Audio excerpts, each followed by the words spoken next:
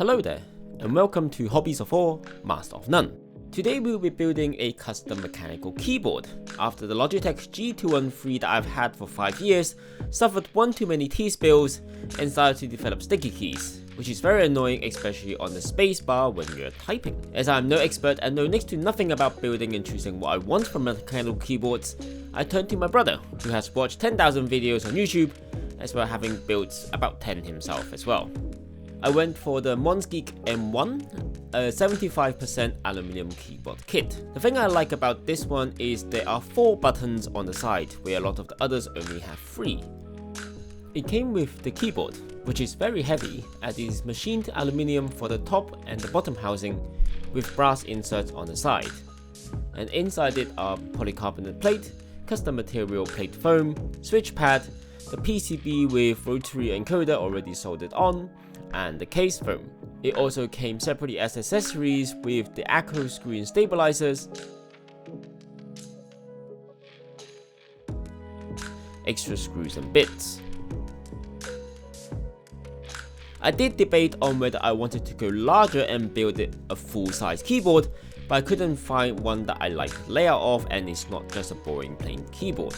Oh, and also a coiled USB-C cable as well. The thing I struggled to choose by far was the keycaps. There's no central way to browse and choose literally millions of designs of different themes from hundreds of different companies. So again, with the assistance of my brother, aligning my addiction with Genshin Impact at the time, where I am proud to say that I have put no real money into it, we got the Musou Shinsetsu PBT keycap from Untitled Studios. It's a great looking keycap set with light and dark purple. And I also got the desk mat to match as well. Talk about weebiness.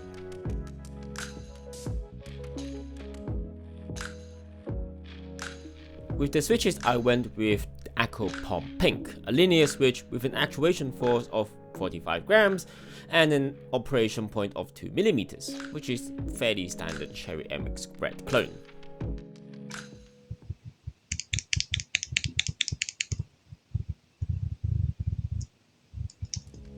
To put all of these together, I also got a loop starter kit from Keycaps. Their branding is so cute. The kit included a brush pack with a set of 3 brushes, stem holder, Krytox GPL205G0, AMX switch opener, Krytox GPL105, and a keycap and switch remover. The brush pack had 2 size 0s, a flat and a round tip, and a size 1 round tip. So now that we have everything, we can start building.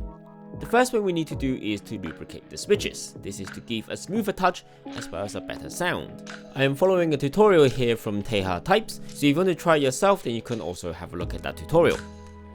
The first step is to take apart the switches. I simply use the switch opener and put a switch on it. Wait for it, I'm an engineer, I can solve this.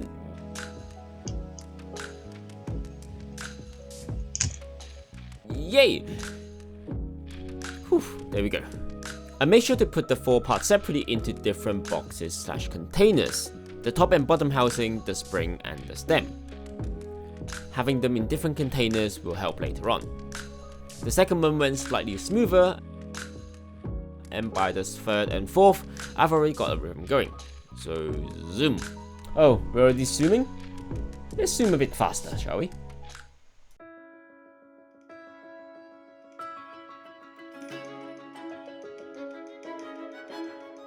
The second step of lubing our switches is, well, to lube them. But before that can happen, we need to make sure that our brushes are soft and we can use them, which I totally forgot that brushes normally come with glue applied and need to be softened and removed with water.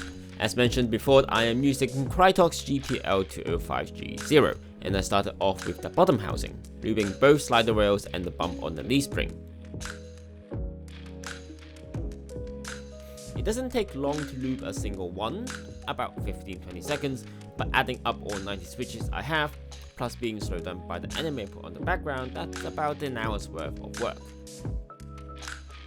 The third step is to oil the springs, and this time I followed a tutorial by Andy Nguyen. Essentially, I added a couple of drops of the Krytox GPL 105 oil into the bag of springs, puffed it up and started shaking for a couple minutes. Hopefully at some point the oil will coat the springs evenly.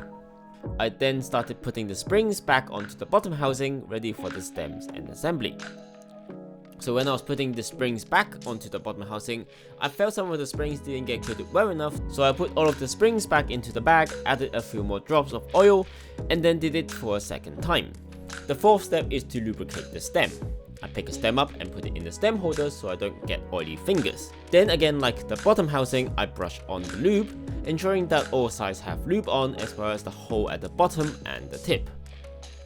Once the lubing is completed, I put the top housing back on, snapping into place, which is our final step.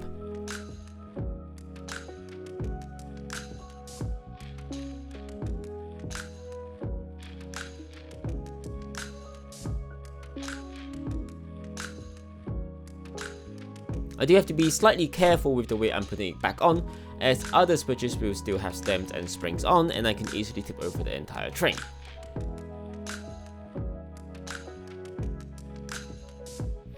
This process took me the longest and took about 2 hours.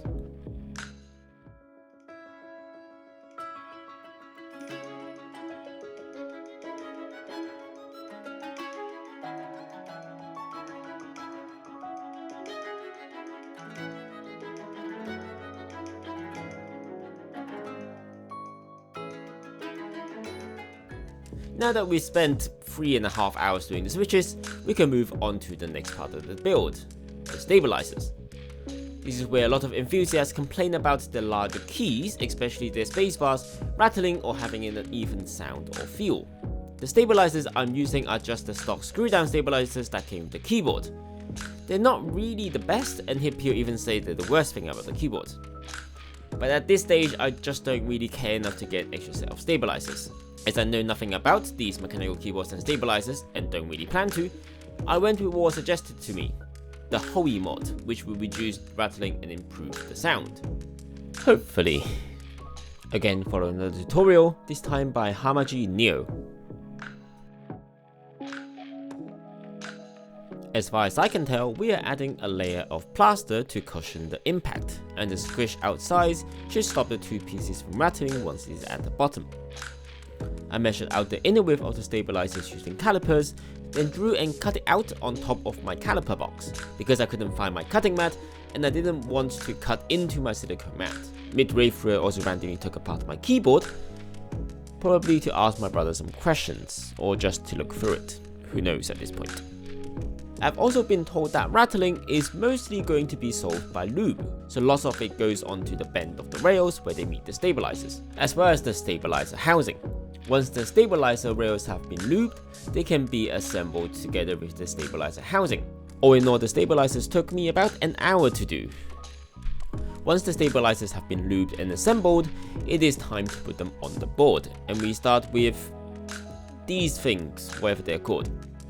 They provide damping to the stabilizers so it doesn't impact the PC board directly, but instead hit these softish tape things.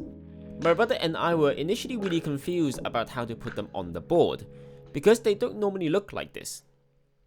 But I figured out a way.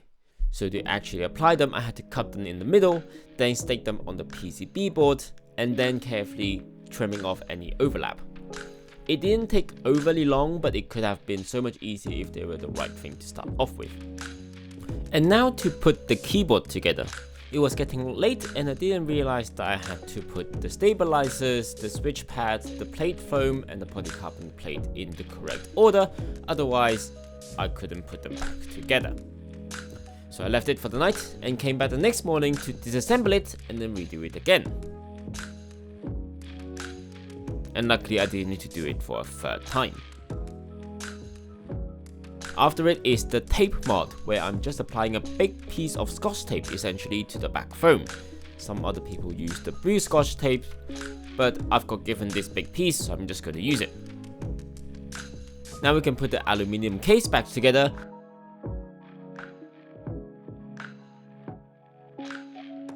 And then put the switches.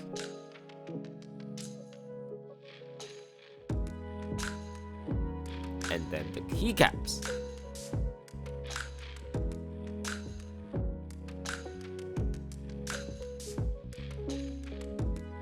And here it is done. Let me lay out the desk mat and have a look and test it out. Ah, the LEDs are turning on. That's a good sign. Very pretty rainbow. Let's open up a keyboard tester and test out all the keys. Seems to be typing okay.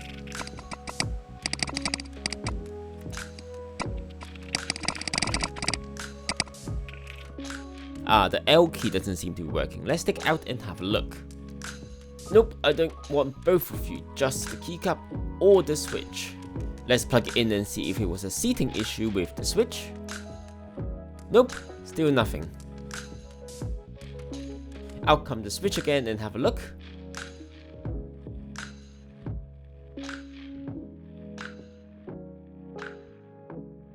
One of the pins is bent, so let's try and fix that. This is one of the benefits of having a hot swappable keyboard. If something breaks, then you can just replace that switch itself without having to desolder the switch and then resolder it back on. Or say if I'm bored of these switches a year later because I want a different feel or I want them to be lighter, I can easily do that too. Cool, that works now. Let's do a quick sound test comparing my old keyboard.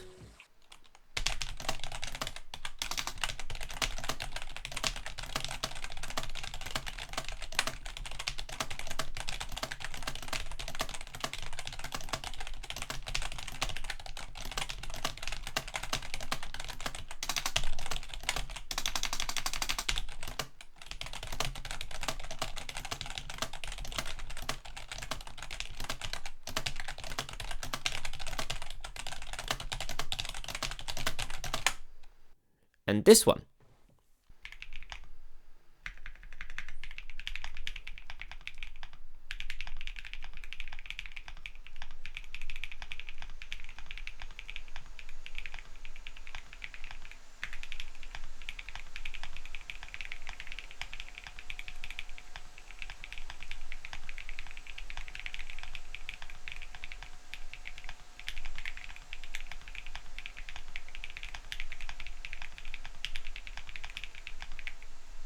It sounds a lot softer and feels nice to type. Using the mechanical keyboard doesn't seem to impact my typing speed so much, where the results I got between the membrane keyboard and the mechanical keyboard were fairly similar. And sometimes the membrane keyboard even had a higher word per minute, probably due to doing the same test a couple of times and my finger got used to it. Ergonomically speaking though, the new keyboard is a bit higher, so not super comfortable for extended periods of time, like when I'm writing my script for this video. At the moment, I just use a hot water bottle underneath it to just give me some height, so I'll probably get a wrist rest at some point. The only thing about this keyboard is that I cannot program my programmable keyboard. Apparently, the international VIA supported models do not have QMK support out of the box.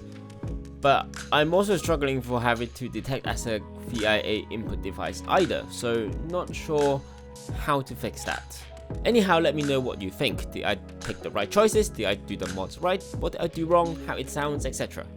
I probably won't do another mechanical keyboard, as after doing one keyboard, I struggle to see me getting into this hobby and making 10 more keyboards for fun. So check out my other videos on other hobbies, and I'll see you in the next video on Hobbies of 4, Master of None. Bye!